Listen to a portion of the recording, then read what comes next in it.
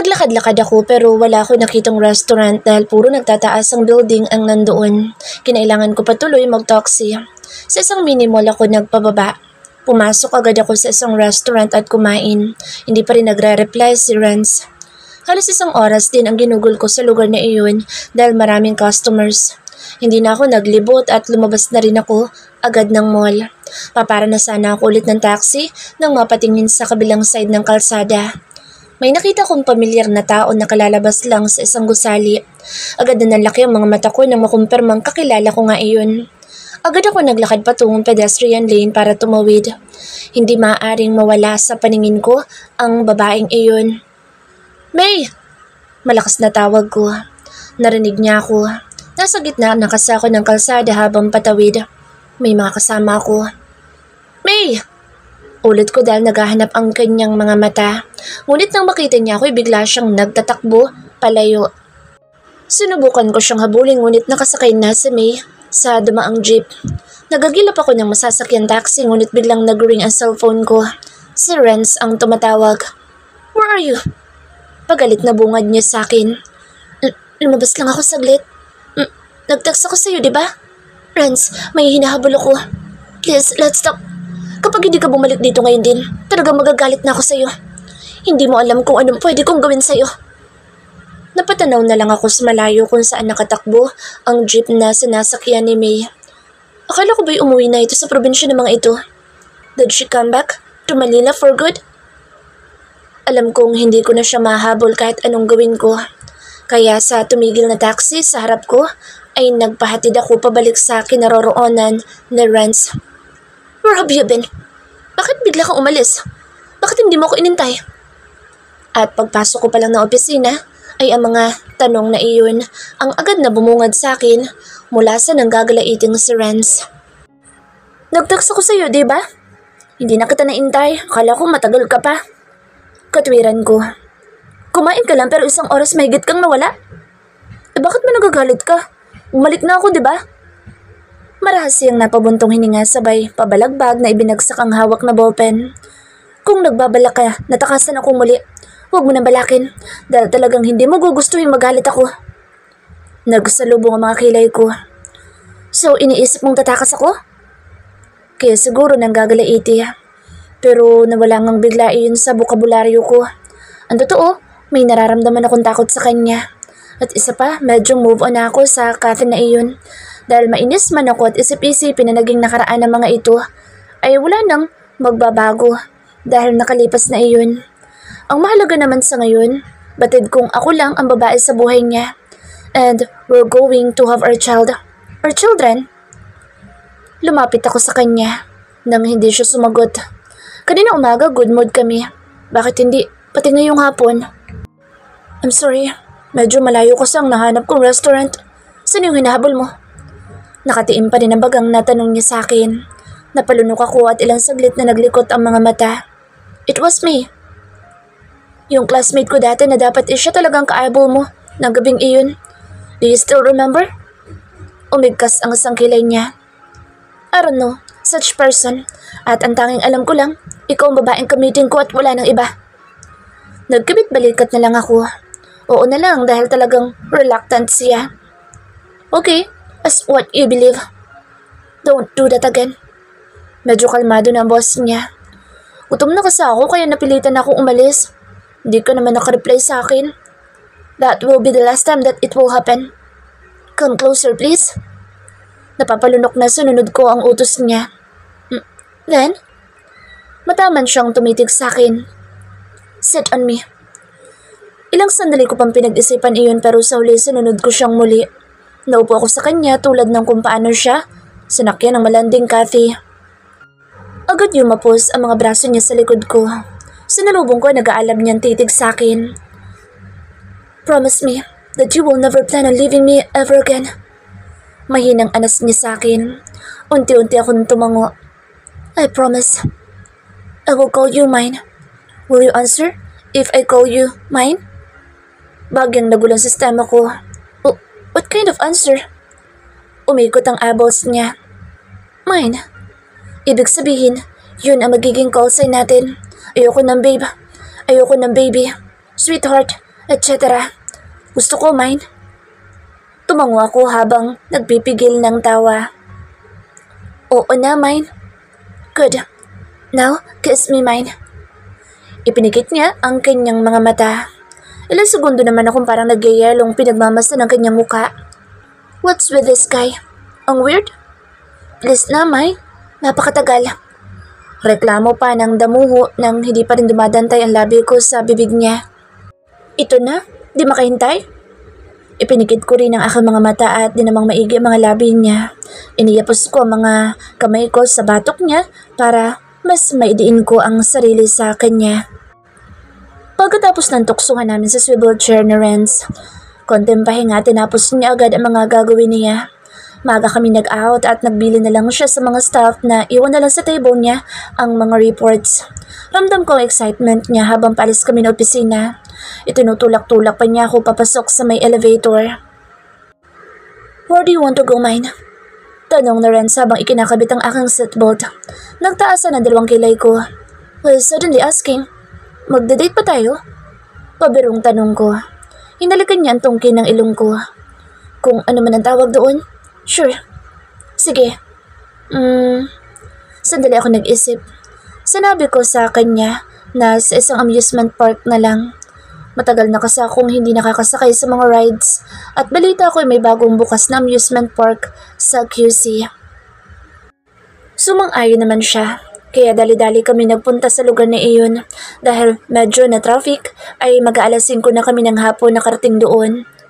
Nagmerienda muna kami bago bumili ng ticket at pumasok sa loob. Gusto ko sumakay doon. Nasa bungad pa lang kami ay hinihila ko na ang kamay ni Renz. May pagka-adventurous din kasi ako, lalo kapag kasama ko mga kaibigan ko. Magkakasundo kami, halos sa lahat ng mga bagay. But since mukhang malabo na namin magawa ang mga bagay na iyon, ay kami na lang dalawa na Renz. Halos takbuhin ko ang papunta sa higanteng roller coaster. Bilis naman, ang haba ng pila. Reklamo ko pa kay Renz. Nagpapahuli kasi siyang masyado, nanimoy kay bigat-bigat ng mga paa. Sasakay tayo dyan? Napapalunok pang tanong niya nang nakapila na kami para makasakay sa roller coaster. Waring hindi siya makapaniwala, tila natatakot habang pinanonood sa ere kung paano magbali-baliktad ang mga taong nakasakay doon. Oo, favorite kong ganitong rides eh. Ako, na walang paglagyan na excitement. Shit, is it that dangerous? Baka malaglag tayo. Biglang amok niya. Naningkit ang aking mga mata. May safety gear yan. Tingnan mo nga sila. Nalalaglag ba? Ang saya-saya kaya niyan. Nakaka-boost ng stamina. Stamina? Natural nang malakas na ang stamina ko. Kaya hindi ko na kailangan sumakay dyan. Tara, sa iba na lang tayo. Akma niyang hihilahin ng kamay ko pero pinigilan ko siya. Malapit na tayo oh. Tayo ng next. Sayang naman ang effort natin pumila kung aalis lang tayo. Gusto ko talaga makasakay doon. Mas mataas kasi iyon kasi sa nasakyan ko dati at halatang nakaka-excite talaga. Hindi, ayoko. Masyadong boring yan. Doon na lang tayo sa... Biglang nagdilim ang mukha ko. Ayoko pa naman sa lahat yung excited ako tapos bigla akong pipigilan. Ayoko. Gusto ko dito. Kung ayaw mo dito, edi ikaw na lang umalis. Basta ako, dito lang. Magkanya-kanya na lang tayo kung ayaw mo ko samahan. Bahala ka na sa buhay mo. Binitawan ko ng kamay niya at tumalikod na ako. Dinala-dala niya ako dito tapos magpapaka-KJ siya. Edi huwag siya. Oo na, eto na nga. Ngunit nang marinig ko sagot na Renz, kahit mukha itong napipilitan ay bumalik ang sigla sa aking mukha. Sabi na hindi niya ako matitiis. Kailangan ko lang talagang maggalit-galitan. Very good. Oh, tayo na pala. Tapos na ang mga huling batch na sumakay at kami na nga ang sunod na sasalang. Ikinawid ko ang kamay ko sa braso niya. Saka kami naghanap ng mapapwestuhan. Doon ko sana gusto. Pwesto sa medyo unahan para may thrill pero may nakauna na sa amin. Ang ending ay doon kami sa gitna. Yes!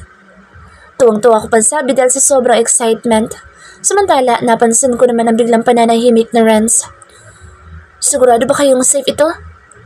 Napaawang na lang ang labi ko nang paasik nitong usisain ang stop ng rides na naglock ng aming safety gear. Testing pa ni Renz kung matatanggal ang nakaharang na bakal sa aming katawan.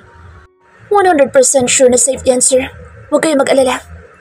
Magalang namang tugon na lalaking staff. 100% lang? Walang extra?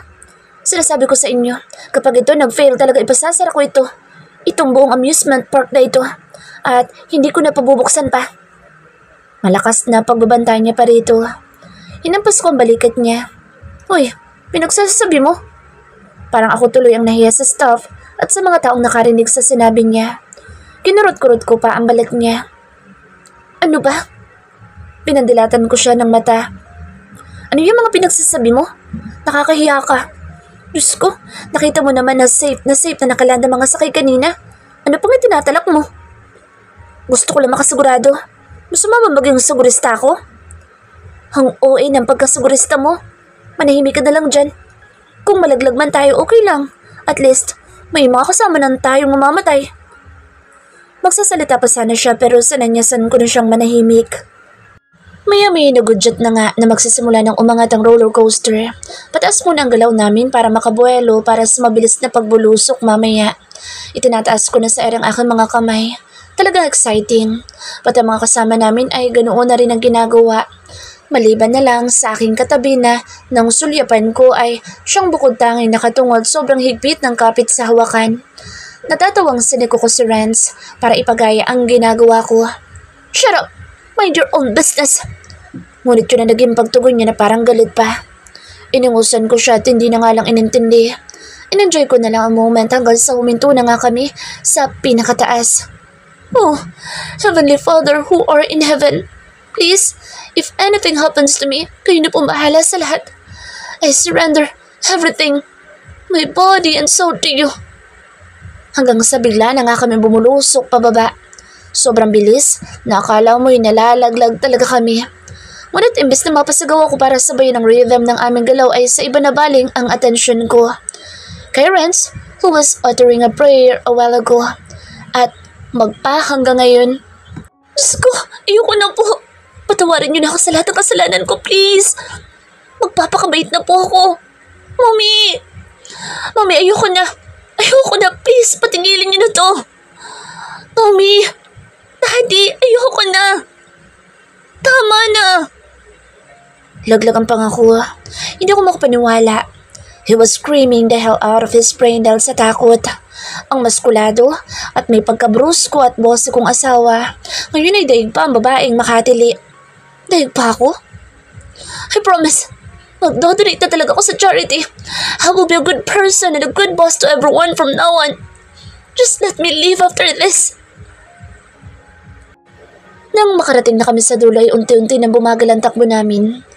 Umaakyat na kaming muli. Rinig ko mga tawanan habang panay ang tingin ng mga kasama namin kay Renz. Parang ako tuloy ang nahihiya sa kanila. Diyos ko, kaya pala ayaw niya ditong sumakay kanina. Boring daw. Takot pala. Tuwag. Bading. May ayoko na. At nakiusap pa talaga siya sa akin na parang nagmamakaawa. Namumutla na siya sa takot. Tulala na ang mga mata at nanlalamig pa ang mga kamay. Pigil kong mapabunghalit ng tawa. Diyos ko, Renz. Mine, please. Ask them to stop this already. I can't ride anymore. Hindi na mapapahinto ito. Nandito na tayo kaya kumapit ka na lang na maigi. Alo ko sa kanya.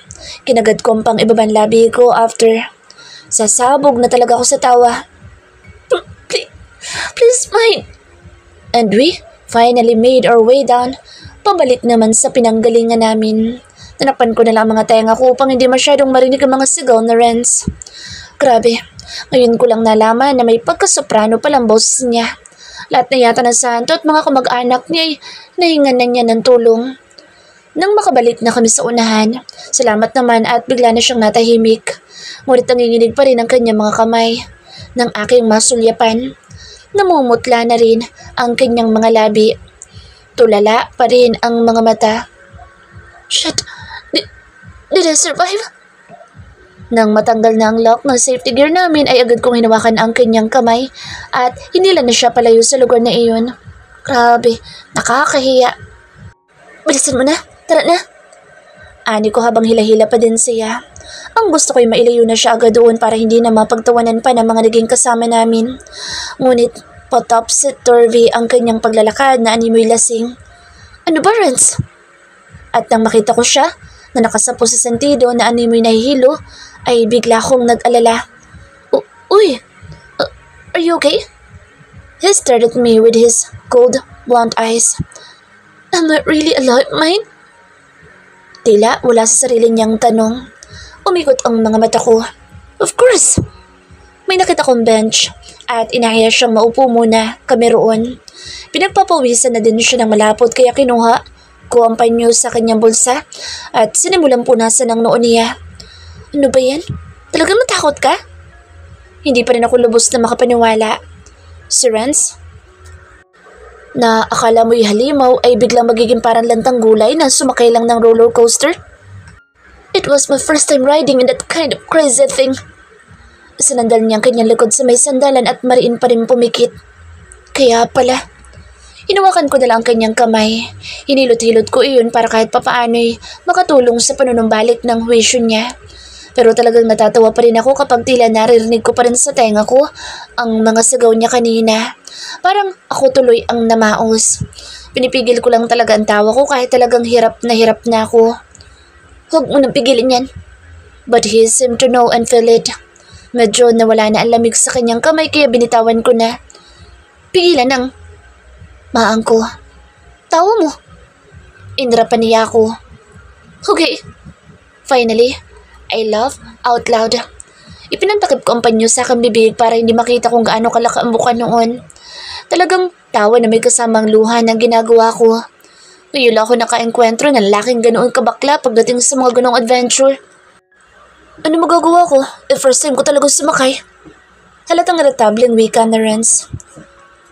Alagang-alaga kasi ako din ng mommy noon at palagi lang ako sa bahay. I have never really enjoyed my life outside. Kaya pala. Ani ko napilit ng sinisikil ang tawa pero hindi ko pa rin magawa. Kung makasigaw ng mommy, mamas mo yung peg? Inarapan niya akong muli. Hindi nabigla lang talaga ako. Hindi ko na alam kung ano mga pinagsasasabi ko. Boring pala ha. Natatawa pa rin talaga ako. Ang yabang mo, porket sanay ka na. Tila naman biglang may dumaang anghel at bigla kaming natahimik.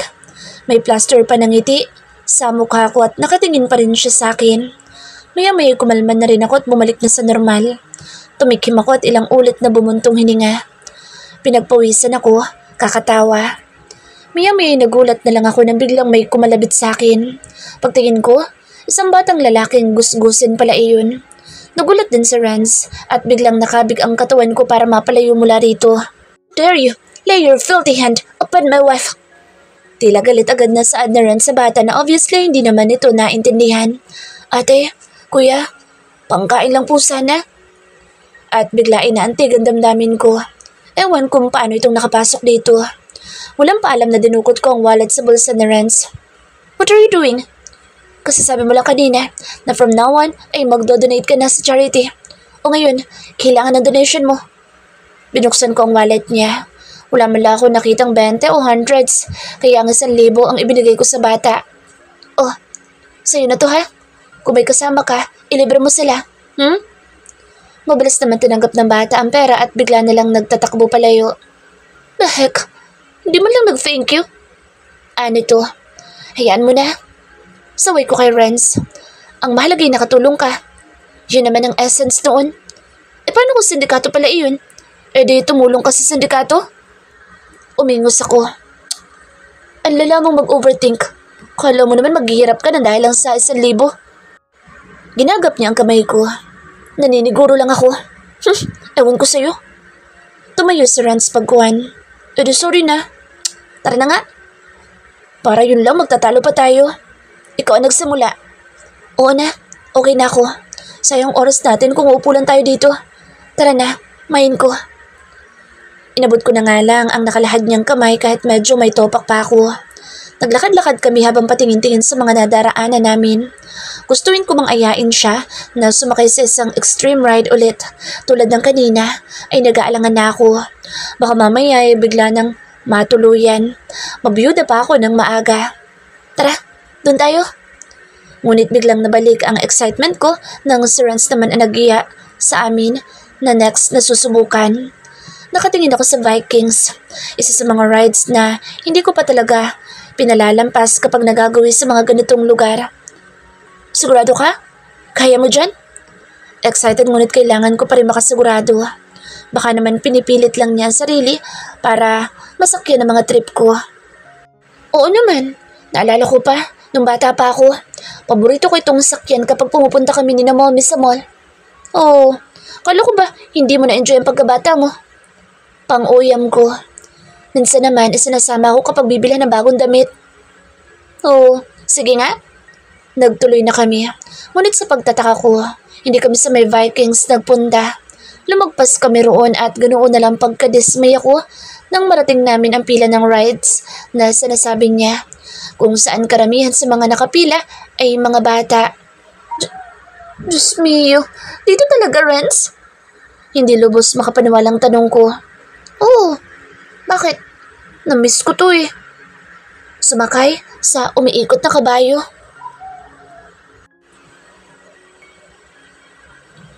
Ay, mahabang bumuntong hininga si Janela. Kalalabas lang namin ng amusement park at heto't pauwi na. Nakasakay na kami sa kotse. Baka sa mukha niya ang pagkadismaya. I'm so sorry, mine. Hingin pasensya ko habang pinagmamasdan siyang maigi. Okay na, umuwi na lang tayo. Ismig niya sabay talikod sa akin. Okay. Sinimulan ko na nga ang pagdodrive. She didn't seem to enjoy our first date. Sayang daw ang punta namin doon dahil hindi naman daw niya nasakyan lahat ng gusto niyang sakyan. Dahil sa akin. She wanted to go alone pero hindi ko pinayagan. But I was just really worried about her. Sasakay siya sa napakataas na Ferris wheel? What if biglang magkaroon ng malfunction at nagkataong nasa mataas na bahagi siya at biglang malaglag? She wanted to ride the Vikings? But what if biglang matanggal ang harang ng bakal at bigla na lang siyang tumilapon sa kung saan? Pati yung rides na itataas ka sa tuktok sabay ibabagsak kang bigla? What if hindi kumagat ang pressure at diretso siyang lumagapak sa baba? I didn't even let her ride the bumper cars dahil what if may nabuo na pala kami at bigla siyang bumangga o may nakabangga sa kanya? Pati sa horror booth, hindi ko siya pinapasok dahil baka mamayang gabi hindi siya makatulog kakaisip ng mga nakakatakot na makikita roon. She kept on telling me na masyado daw akong praning, overacting. When I was just concerned, I wasn't concerned about her, but our baby. Sa ibang lugar na lang tayo pumunta, sa susunod. Alo ko pa. Wag na. Ayoko nung umulit. Nakakadala. Okay. Napabuntong hininga na lang din ako. Hindi ko na siya kinibo at nag-focus na lang ako sa pagmamaneho. Nang may nadaanan kaming restaurant ay doon ko lang siya kinausap ulit. Gusto mo na mag-dinner? Tanong ko. Dahan-dahan siyang tumingin sa akin nang nakasimangot pa rin. Umirap siya. Sige. Mabilis na sagot niya. Agad kong ipinark sa isang parking space ang sasakyan. Dali-dali akong bumaba at pinagbuksan siya ng pinto. Inilahad ko ang kamay ko para alalayan siyang bumaba, pero tinabig niya lang iyon. I just shut the door at nilock ang car. Saka ko sumunod sa akin niya. Hinayaan ko siyang maghanap ng table namin. Habang naghihintay ng order, panay pa rin ang sulyap ko sa kanya. Nga pala, tomorrow, don't talk to me. Pero naunahan na ako kaya hindi ko na rin natuloy ang sanang sasabihin ko. Matapos namin kumain ay umuwi na rin kami agad. She's still not talking to me hanggang sa makarating kami ng bahay. Pagdating doon ay agad siyang pumasok sa loob at nagdiretso sa kwarto. Humilata agad siya sa kama without even taking her shoes. Lalapitan ko sana pero hindi na lang. Sa couch na lang ako saglit na nagpahinga bago pumasok ng comfort room. Mind? At paglabas ko doon, noon lang ako lumapit sa kanya. Hindi pa rin nagbabago ang posisyon niya. Sinubukan kong tanggalin ang suot niyang pampaa at naging matagumpay naman ako. She's fallen asleep. Mine. Tinapik ko ang kanyang pisngi. Bakit ba? Nagpapahinga yung tao. Yumot niya akong itinulak. The tub is ready. Let's go. Bulong ko sa kanyang tenga. Anong gagawin ko roon? Pwede ba? Layon mo muna ako. Kumilos siya upang tumalikod sa akin. I hugged her from the back. Ay, ano ba? I will do everything para mawala na ang tampo mo sa akin. I kept on trying to hug her, kahit makailang ulit na niyang itinutulak ang mga braso ko. Sinasamahan niya pa ng sipa sa mga paa ko. Wala kang dapat gawin. Manahimik ka. You just ruined my evening. Pina-excite mo ako tapos biglang kukontrahin mo. E di sana hindi ka nalang pumayag na sa amusement park tayo magpunta. Para yun lang nagagalit ka na agad. Hindi ba pwedeng concerned lang ako sa'yo? Hindi ka concerned. Duwag ka lang. Laki-laki mong tao. Rides lang, takot na takot ka. Para kang hindi lalaki. Sa kama ka lang pala magaling. Nakakatuwa ka. Daig ka pa ng bakla. Kinuha niya ang kumot at ibinalot pa sa katawan niya. Bumangon naman ako at umalis sa kama. Ganun? Sa kama lang ako magaling? Daig pa ako ng bakla? Fine. Sinusuyo na nga kita. Ang arte-arte mo. Kung ayaw mo, edi wag mo. Madali lang din naman akong kausap. Bahala ka na sa buhay mo. Nagdadabog na ani ko. Pumasok na lang ako sa CR. Kung ayaw niya talaga, edi ako na lang mag-isa magbababa dito sa may bathtub. Kumuha ko ng wine at nagsalin sa kupita. John, I swear, hindi ko na siya yayayain makipag-date ulit. Jeez, kung date nga bang matatawag ang ginawa namin? Parang nga lang ako nagpasyal ng bata sa isang amusement park. Napakagaslaw. Dahil pang grade 1 kung kumilos. Parang hindi babae. Walang kabini-bini.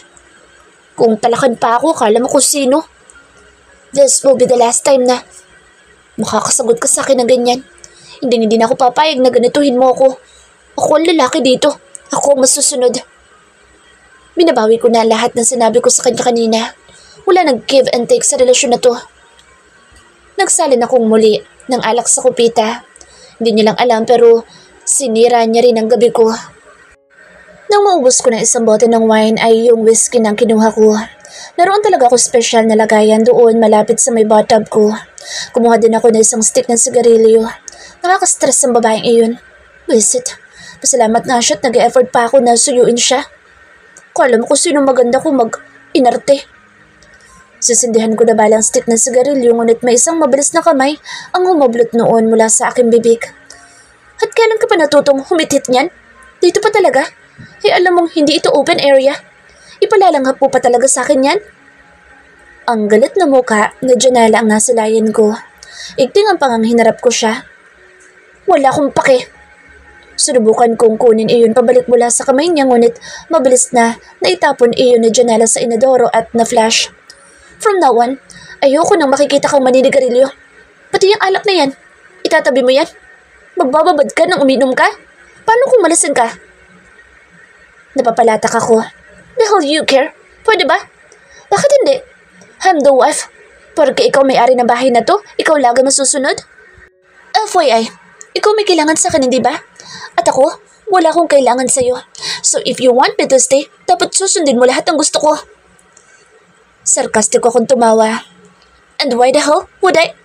And if I tell you to shut your mouth, shut it. You are not allowed to disobey your wife. Yun lang at iniwanan na niya ako. Nalimpungatan ako dahil sa ilang ulit na pagyugyug ng kama. Nagmulat ako at dahan-dahang nilingon ang kabilang side ng hinihigaan ko. Nakita ko si Renz na abala sa paglalagay ng mga damit sa maleta. Aalis ba siya? Babangon sana ako para magtanong pero bigla ko naalala ang mga nangyari kagabi. Oo nga pala at hindi kami okay. Para lang naman ako may saltik na biglang nagmarakulyo sa harap niya. Kung ano-ano ang mga pinagsasabi ko na hindi ko alam kung bakit ko ba biglang nasabi sa kanya. Those words just came out of my loquacious mouth. Pero gusto ko na sana na makipagbati sa kanya kaya nga sinundan ko siya sa CR. Kaya lang, na-disappoint akong bigla dahil sa hawak niyang sigarilyo. It was my first time seeing him holding a cigarette at talagang na-turn off ako sa kanya. Wait, bakit ba ako matu-turn off when I don't even like him at all? Nathalie. Napakislot ako nang marinig na banggitin niya ang pangalan ng secretary niya. Nang lingunin ko muli, nakadikit pala ang cellphone sa kanyang tenga. Yeah, I'll be arriving soon. Pasensya na at na-delayed na isang araw. Yeah, everything's okay? Good. 9 a.m. ang schedule ng flight ko. So before lunch, nandiyan ako. When he ended the call, ay itinuloy niya ang paglalagay ng gamit sa maleta. Nagpatuloy naman ako sa pagpapanggap na tulog. So, he's really living? Gaano kaya siya katagal na mawawala? Hindi niyo ba ako isasama? Bigla akong nasabunutan ng sarili. Tatanga-tanga mo kasi, Janela. Sinusuyo ka na ng tao, aayaw-ayaw ka pa. Tapos inaway mo pa. Ano ka ngayon? Nainis lang talaga ako kahapon. Akala ko kasi magiging memorable ang first date namin. Hindi pala. Ipinikit ko na lang muli ang aking mga mata. Tsak na mag-aaway lang naman kami kung sakaling makakasama ko sa kanya. It was about his business after all. Labas na ako doon at baka maging abala lang ako sa kanya sakaling isasama ko. Pero kahit anong saway ko sa sarili ay hindi ko talaga matiis. Ayokong maulit yung nakaraan. Noong umalis siya ng hindi personal na nagpapaalam. Nagpanggap ako na kagigising lang at kunwaring nagtungo sa CR. Nakita ko siyang napatingin sa akin pero kunwari wala akong nakita. Pinahid ko ang luhang biglang lumabas sa gilid ng aking mga mata. Ano ba to? Para kong tanga. Bakit ako naiiyak? Nag-toothbrush ako at naghilamos na lang ako.